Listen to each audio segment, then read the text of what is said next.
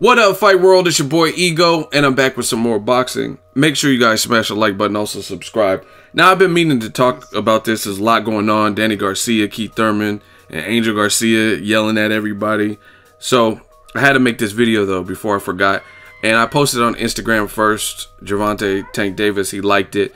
And you guys seen the title of the video. Now, let me elaborate on what I'm saying. You see Tank Davis responded, word, started following me and whatnot. Real recognizes real.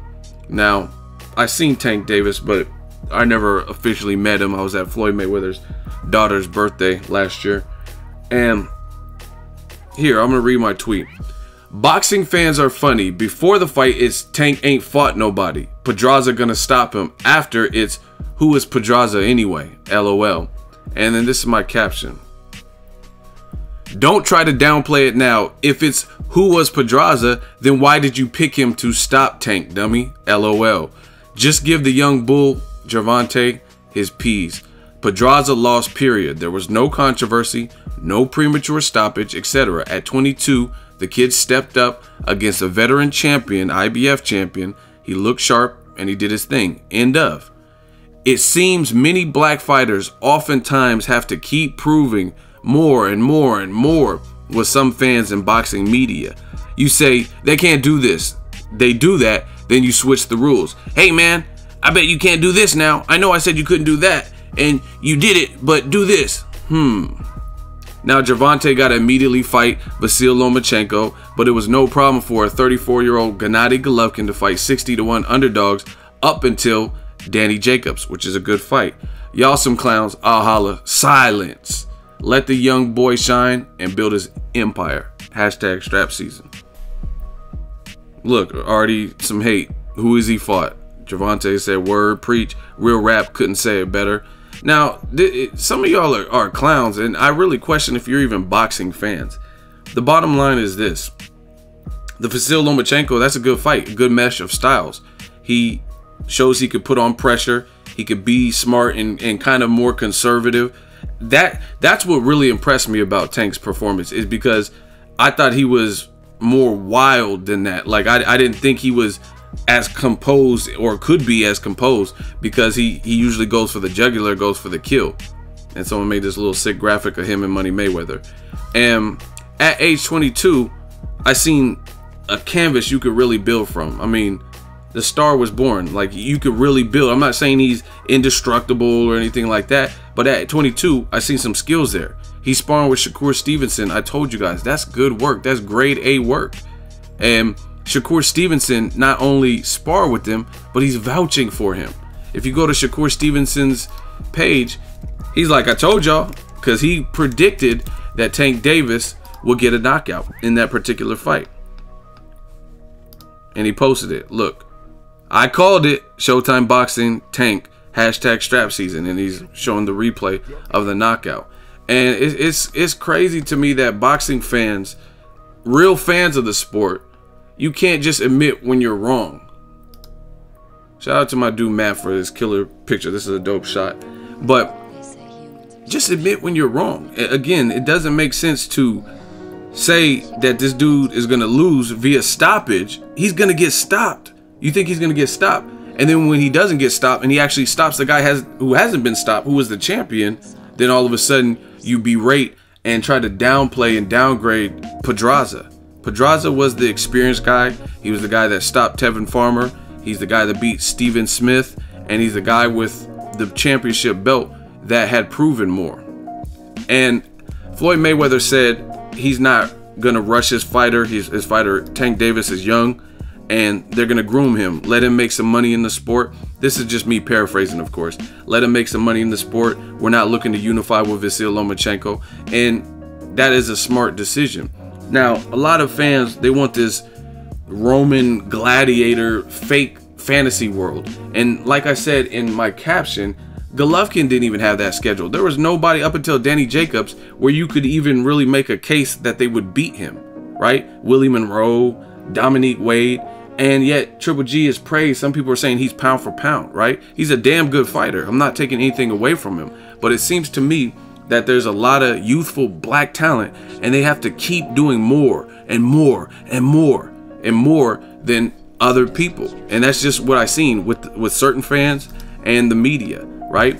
The dude stepped up. He's 22 and he looked sharp. He looked good. Now it's all of a sudden he has to fight Lomachenko. He needs to fight this and the toughest fight. This was his tough fight. Maybe he should get a hometown Baltimore fight or something like that. I don't know. Baltimore is kind of a dangerous area. I don't know what kind of venues they have out there.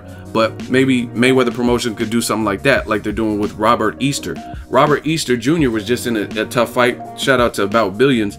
And he fought against a guy with the 90% knockout ratio, traded knockdowns, almost knocked Richard Commey down in the 12th round. He deserves a homecoming fight, right? A week or two before his big bro, Adrian Broner. And what Mayweather's doing is smart, and I'm going to tell you why.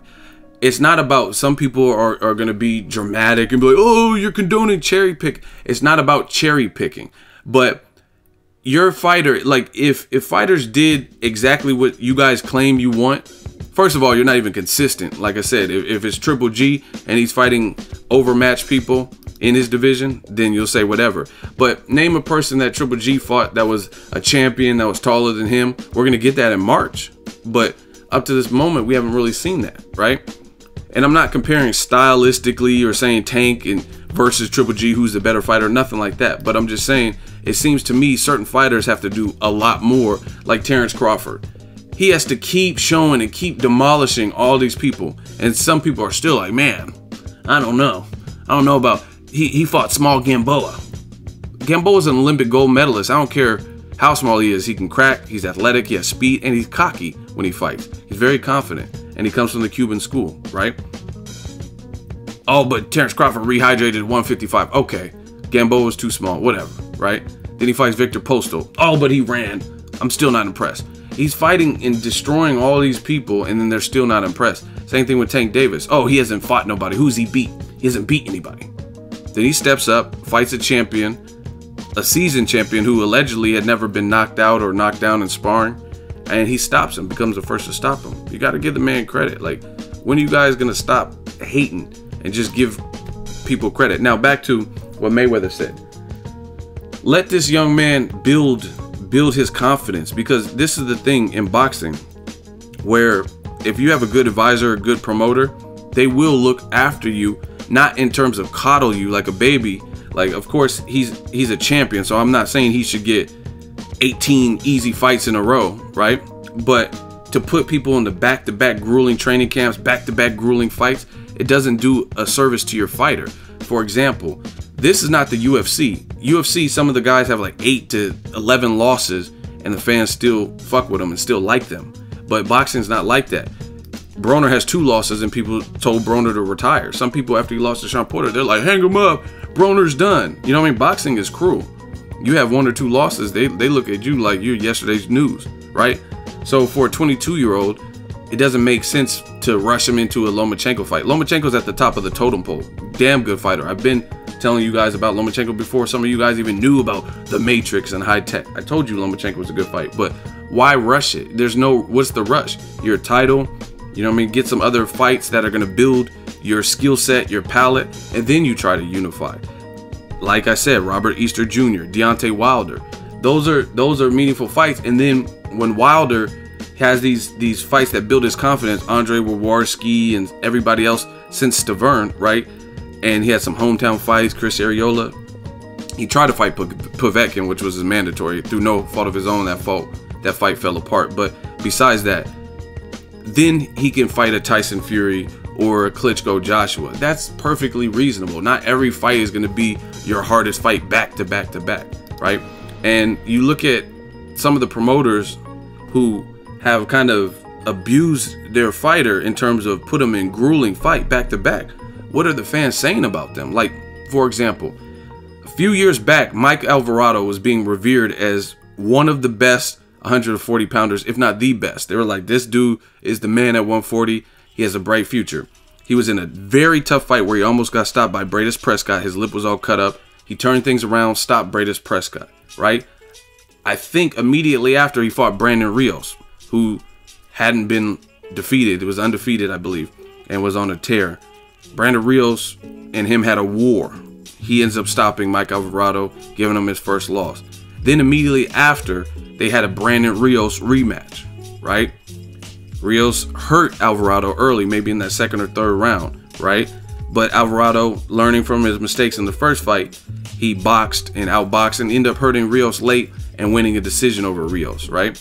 Then what happened? Top-ranked Bob Arum, they took Alvarado back to his home, Colorado, Denver, or whatever, and had a fight in Denver against Ruslan Provodnikov, a notorious puncher, right? And Ruslan, having a chin, wore him down and made him quit on the stool. So that was back-to-back tough fights. And then after that, he fought Juan Manuel Marquez in a tough fight, and he was getting dominated other than the round where he knocked Marquez down, but Marquez had knocked him down in the round before that. And then after that, he fought Brandon Ríos a third time, and I covered that fight live in Denver. The crowd was spitting on Alvarado for quitting again at home and throwing beers at him and shit. So they canceled the press conference. It was just a wasted trip that I even went out to Denver because of how the fight played out. And now no one's even talking about Mike Alvarado. I'm not throwing shade. These are just facts. Mike Alvarado fought 2 times at the end of 2016. Does anyone know about that? Does anyone know who he fought? Is anyone like keeping up? So that's what I'm saying.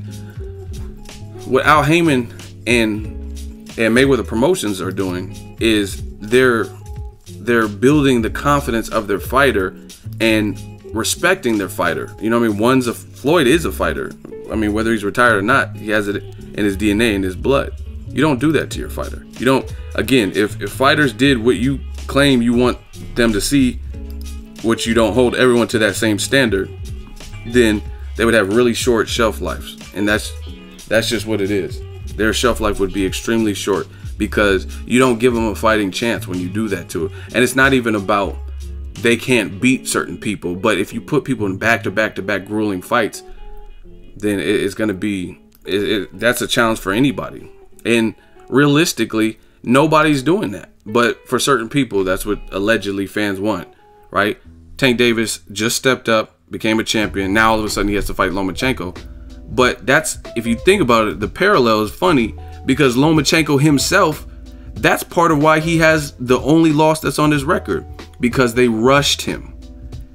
And that was a bit of arrogance on behalf of Team Lomachenko. They thought, oh, he was so skilled that no matter what, coming in overweight or the veteran experience of Salido, none of that matters. Our fighter just has all the skills to beat him. And in his second pro fight, he's going to do what other people haven't done. But I guarantee you this, if Lomachenko had 5, 6, 7 pro fights, got acclimated from the amateur division to the pros, he probably wouldn't have lost to Salido because he had him hurt in the 12th round. He still held his own, but he still lost that fight. And he was losing those early rounds to Salido. He bit off more than he could chew too early. So that's a prime example of a fighter who was rushed. And to me, that's a bit arrogant to feel like, oh, Salido is a dog and he's a veteran. The dude has power. He's been knocked out before. He's been fighting since he was 15 in Mexico. He's fought against the likes of Robert the Ghost Guerrero. He's fought against Juan Manuel Marquez. He fought Juanma Lopez and stopped him at home. He fought this other guy from Thailand and stopped him in Thailand or wherever.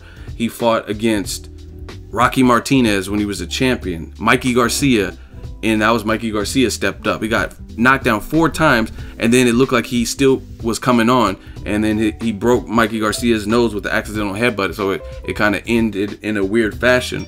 But Salido is not for play. Like, you know what I'm saying? He just fought Francisco Vargas. He comes to scrap, right? So the fact that Lomachenko was put in that situation, only his second pro fight, it wasn't a good look, and that's why he has a loss. But since then, he learned. He's fighting Gary Russells and beating the Nicholas Walters. But even still, his schedule hasn't been Gary Russell, Walters, Salido, Tank Davis, because in between the fights like Gary Russell and Walters, he fought Rocky Martinez, who probably shouldn't have been a champion at that point. I thought Salido beat him in the rematch. But he also fought guys on Pacquiao undercards in Macau, China that we've never heard about. So why does Tank Davis all of a sudden have to fight Lomachenko his very next fight? You see how it's the double standards are so flagrant. And again, it's not about cherry picking. It's about grooming your fighter and building the confidence, and it makes the sense. And again, I only see this type of pressure being applied to certain fighters, and it's usually fighters that you could tell a fan doesn't like. You don't care about Tank Davis, you hate Mayweather, you hate Mayweather promotion, so you want to see his squad in all the toughest fights and see if he can make it out, you know what I mean, on some blood sport, Mortal Kombat shit. But if it's a fighter you do like Canelo's whole 2016, he fought guys that clearly had no chance to beat him.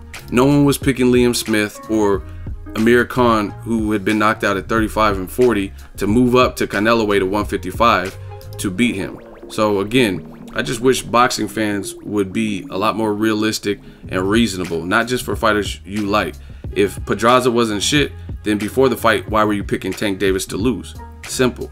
Let the man build his empire, let him grow, let him gain the experience, because some of you guys that leave these harsh comments like, oh, he needs to fight Lomachenko or he's a bitch or whatever, you guys will be the first to turncoat on a fighter when they start losing, or if they, like a Mike Alvarado, like I said, and you're not there to support them. So you definitely got to play the game smart. Tank stepped up. He looks sensational. He's now a champion, and he stopped a guy who hadn't been stopped. There's really nothing to gripe about. If he doesn't fight Lomachenko next, that's fine. Like I said, Lomachenko had fights in Macau, China against and other fights on HBO undercards. He fought on the Mayweather Pacquiao undercard. I don't even know who he fought. Who did he fight? Somebody tell me without Googling it, right? Who did Lomachenko fight on Mayweather Pacquiao undercard? What was that dude's name? Exactly.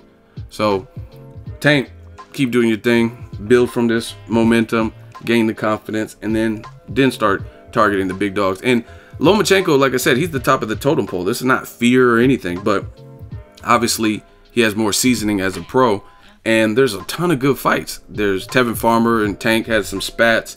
You have Jason Sosa, that's a championship fight. You have Nicholas Walters, you have Francisco Vargas, you have Orlando Salido, even the Takashi Miura. That would be a hell of a fight with him and Tank, because Miura has cracks. So it doesn't have to be like Lomachenko or bust.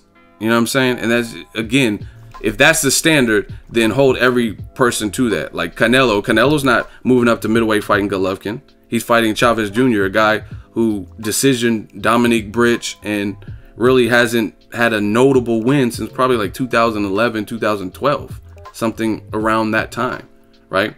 So if that is your standard, then hold everybody to the standard. Don't just do it to fighters on Mayweather promotions or certain fighters. And that's what it is. Let me know what you guys think. I was impressed personally with Tank. I thought he looked sharp, combination punches, and his composure. He looked more composed than Pedraza did. To me, Pedraza was doing all this weirdo stuff, like making these noises like, woo, woo, woo, woo, woo. Like, what are you doing? And while you doing all that, Tank's punching you in the grill. It doesn't even make sense. Let me know what you guys think. Drop it in the comment section. Make sure you share the video, like the video as always.